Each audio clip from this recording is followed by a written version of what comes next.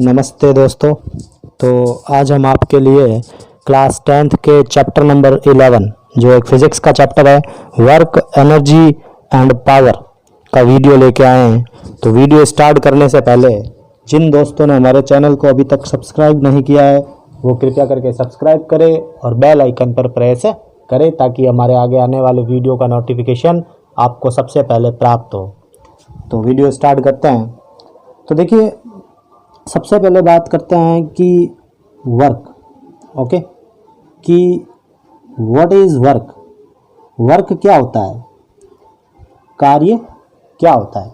तो देखिए, वर्क को डिफाइन करने के लिए, कार्य को डिफाइन करने के लिए, ओके, वर्क मीन्स कार्य। ओके, जनरली देखिए कि जब कोई ऑब्जेक्ट है, सपोज ये एक ऑब्जेक्ट है, ओके, और ऑब्जेक्ट मतलब वस्तु, okay, it is a object. ये एक ऑब्जेक्ट है और इस ऑब्जेक्ट के ऊपर जब हम फोर्स लगाते हैं, ठीक है, कोई ना कोई बल लगाते हैं, तो जब बल लगाते हैं तो इस वस्तु के अंदर जब ये वस्तु डिस्प्लेसमेंट कवर कर लेती है, ओके, वस्तु यहाँ पर आ गई, ठीक है, तो वस्तु रेस्ट अवस्था में हो या मोशन अवस्था के अंदर हो, जब ऑब्जेक्ट या तो रेस्ट स्टेट में हो या फिर मोशन स्टेट के अंदर हो और जब उसके ऊपर अप्लाई करते हैं फोर्स तो वो डिस्प्लेसमेंट कवर करती है, तो उसे हम क्या बोलते हैं, जनरली वर्क बोलते हैं। Okay, we can said to be work. तो इसको हम डिफाइन करने के लिए इसका डेफिनेशन दे सकते हैं कि when we applied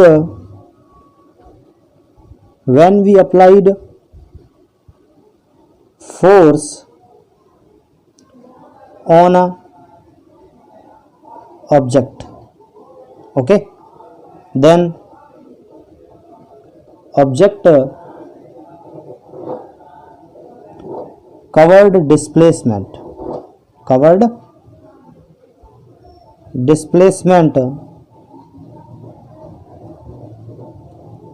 with respect to the force direction is known as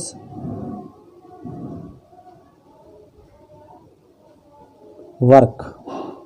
okay, उसे हम जनरली क्या बोलते हैं, वर्क बोलते हैं। तो ये वर्क का डेफिनेशन हो गया कि when we applied force, okay, when we applied force on an object, then object covered displacement, okay, object covered displacement with respect to the force of direction, okay, force of direction is known as work। okay, तो generally ये इसको definition है इसका। और इसको scientifically अगर हम बोले कि व्हाट इज़ वर्क, देन उसको हम डिफाइन कर सकते हैं कि साइंटिफिकली अगर डिफाइन करते हैं तो वर्क को हम इस टाइप से डिफाइन कर सकते हैं कि multiplication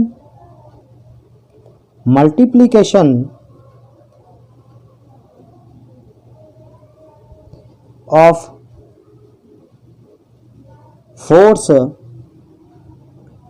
and displacement of the object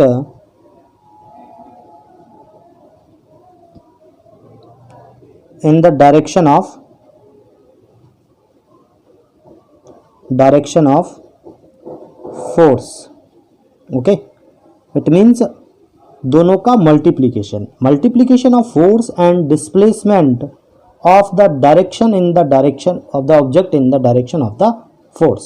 It means work equals to force into displacement. Okay, F means force, okay, S means displacement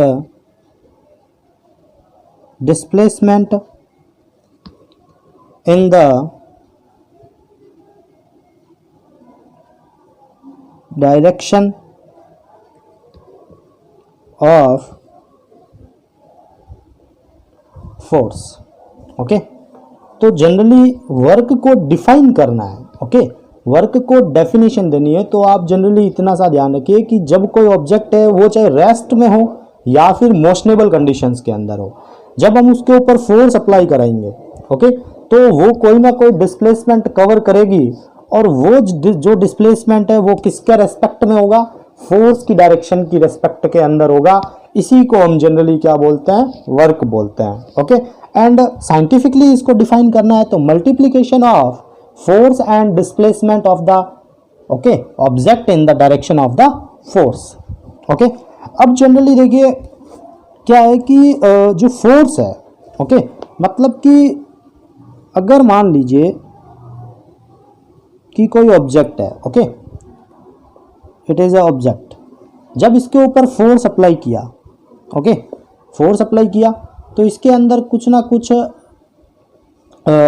displacement cover होगा, ये डिस्प्लेसमेंट आया, और फोर्स आप इसके ऊपर कोई ना कोई फोर्स के बीच में, ओके, सपोज फोर्स यहाँ से अप्लाई किया, डिस्प्लेसमेंट इधर से आया, तो इसके बीच में कोई ना कोई थीटा जरूर बनेगा। तो जनरली हम कह सकते हैं कि if okay making theta between force and displacement, तो जनरली आप इसको डिफाइन करने के लिए इसको कंडीशंस में डिवाइड कर सकते हो। ओके, कि इफ, ठीक है, if making theta in force and displacement, तो जनरली इसके अंदर देखिए case number first, okay, case number first, okay, तो जनरली केस नंबर फर्स्ट को समझने से पहले आप ये ध्यान रखिए कि जब ये थीटा में बनता है तो उस समय जो वर्क डन होता है वो वर्क डन होता है F S cos theta. Okay, generally क्या होता है, F S cos theta. Okay, so if angle equals to, सबसे फर्स्ट केस है उसके अंदर अगर मान लीजिए कि जो थीटा हो वो यदि 90 डिग्री बन रहा हो, ओके, अगर थीटा 90 डिग्री कंस्ट्रक्ट हो रहा हो, लाइक एक ऑब्जेक्ट है, ओके, फोर्स ऊपर से लग रहा है, ओके, और डिस्प्लेसमेंट हॉरिजॉन्टली आ रहा है, ओके, तो इसके बीच में देखिए ये जो थीटा बना है, जो एंगल बना है वो 90 डिग्री है, फोर्स यहाँ से अप्लाई है और डिस्प्लेसमेंट इधर है, then work equals to F S cos theta formula होता है। ओके, तो work equals to F S cos theta यहाँ पे कितना है, cos 90 degree. Okay, then F W equals to F S, okay, cos 90 degree की वैल्यू आप जानते हैं ट्रिग्नोमेट्री के अंदर 90 डिग्री की जो वैल्यू होती है वो होती है आपकी 0। So we apply the value of cos theta, okay, here, then result equals to 0, then work done क्या होगा, 0 होगा। So work done will be 0, okay, in this case. तो इस कंडीशंस के अंदर वर्क डन क्या होगा, 0 होगा। ओके, और यदि मान लीजिए आप कंडीशन दूसरी सेकंड कंडीशंस को मानते हो, second condition, case number second case के अंदर मान लीजिए कोई ऑब्जेक्ट है, ओके, ये ऑब्जेक्ट है, और जब आपने इसके ऊपर फोर्स लगाया, ओके, फोर्स लगाया, तो इट मीन्स फोर्स भी इसी डायरेक्शंस में लगाया और डिस्प्लेसमेंट भी इसी डायरेक्शंस में आया। ओके, इट मीन्स फोर्स और डिस्प्लेसमेंट के बीच में जो थीटा है वो कितना बना, 0 डिग्री बना। ओके, 0 डिग्री बना।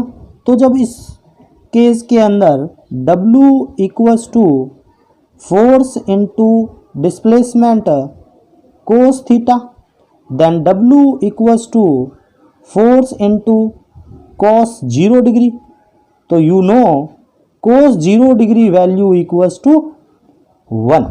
Okay, then work equals to F S. So we can say that work done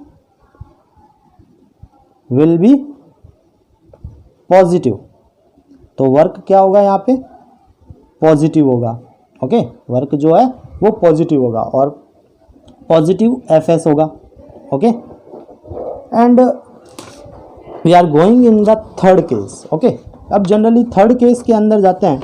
तो थर्ड केस के अंदर देखिए उसके अंदर जनरली क्या आ जाएगा कि थर्ड केस के अंदर केस नंबर थर्ड, इसके अंदर अगर मान लीजिए थीटा 180 डिग्री हो। Okay, suppose it is object. Okay, we applied force in this direction, then cover displacement object other directions. Okay, force मतलब पीछे की ओर इस तरफ फोर्स अप्लाई हुआ और डिस्प्लेसमेंट उधर आया, तो it means making angle between 180 degree. So W equals to F S cos theta. तो W equals to F S cos 180 degree. तो जनरली हम जानते हैं कि जो कोस 180 डिग्री होती है, ओके, जो कोस 180 डिग्री होता है उसकी जो वैल्यू है वो कितना होता है, -1 होता है। तो it means W equals to minus F S. Okay, so work done will be negative. Okay, work done क्या होगा, नेगेटिव होगा। तो एंड फोर केस। ओके, चौथे केस पर चलते हैं अब। तो चौथे केस के अंदर सपोज ओके केस नंबर 4, अगर कोई ऑब्जेक्ट है ओके और वो सर्कुलर मोशन शो कर रहा है। ओके, सर्कुलर मोशन शो कर रहा है तो it means centripetal force apply होगा। ओके, सेंट्रीपिटल फोर्स अप्लाई होगा तो यहाँ पर जो मेकिंग एंगल है वो कितना होगा, 90 डिग्री। तो सर्कुलर मोशन के अंदर वर्क डन कितना होता है, circular motion. Okay, circular motions के अंदर generally W equals to F S into cos theta. So W equals to okay F S cos 90 degree value equals to 0। तो W equals to 0, it means work done will be 0 in this case. इस case में भी work done जो है वो कितना होगा, 0 होगा। अब जनरली देखिए कि फर्स्ट केस में यदि शॉर्ट में एक बार इसको देख लेते हैं।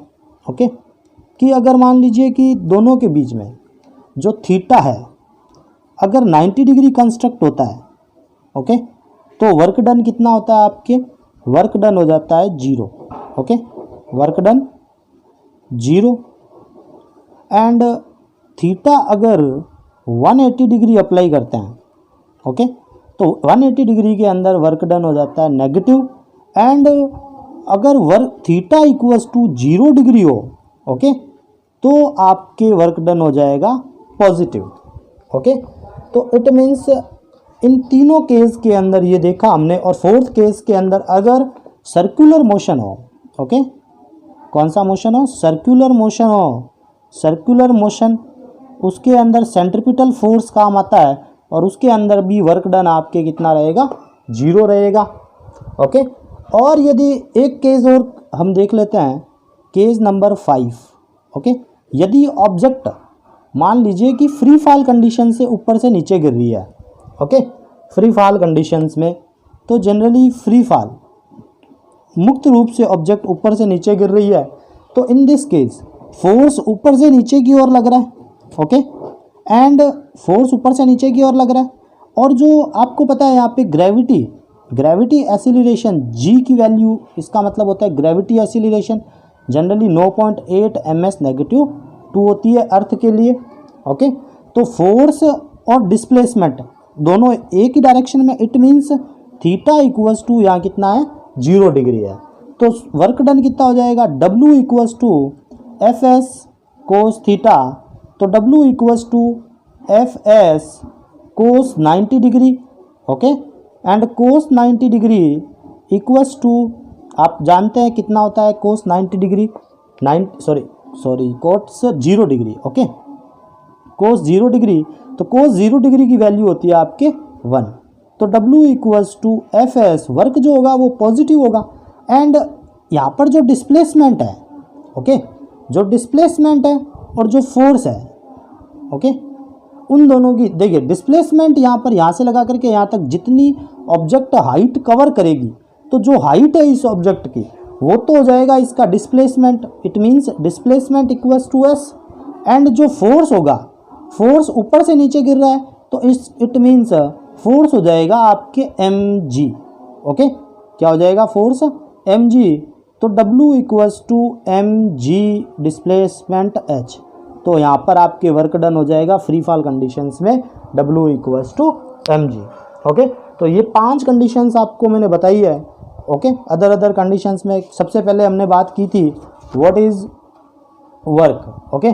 तो वर्क को डिफाइन करने के लिए हमने आपको एक डेफिनेशन बताई कि when we applied force on a object then cover displacement with respect to the, okay, force respect to the force of direction is known as work, या इसको साइंटिफिकली अगर प्रूव करते हैं तो multiplication of force and displacement of the object in the direction of the force, then W equals to F into S. और जब दोनों के बीच में थीटा एंगल कंस्ट्रक्ट हो रहा हो तो फॉर्मूला हो गया आपके W F S cos theta, okay. If making theta in force and displacement, तो इसकी कंडीशंस के बेसिस पर इसको केसेस में डिवाइड किया गया है। फर्स्ट केस में theta equals to 90 degree, okay, theta equals to 0 degree and theta equals to 180 degree, okay. तो तीनों केस के अंदर आपको मैंने बताया कि work positive, negative and zero तीनों कंडीशंस में हो सकता है, और एक सर्कुलर मोशन कंडीशंस में, एक फ्री फॉल कंडीशंस के अंदर, ओके। और एक आपको यहाँ पर एक बात जाननी है कि जो वर्क होता है, ओके, वर्क जो होता है वो ऑलवेज कौन सी क्वांटिटी होती है, वर्क ऑलवेज हमेशा ध्यान रखें स्केलर क्वांटिटी होती है, work always scalar quantity, okay, scalar quantity होती है, ओके। स्केलर क्वांटिटी क्यों होती है? So we can say that, okay, work is always, work is a scalar quantity, scalar quantity, scalar quantity and its value